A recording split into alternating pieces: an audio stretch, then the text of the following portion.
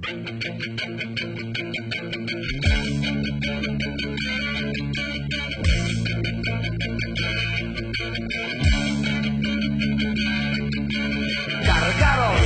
la delincuencia es una plaga social, una raza despreciable, una raza a exterminar.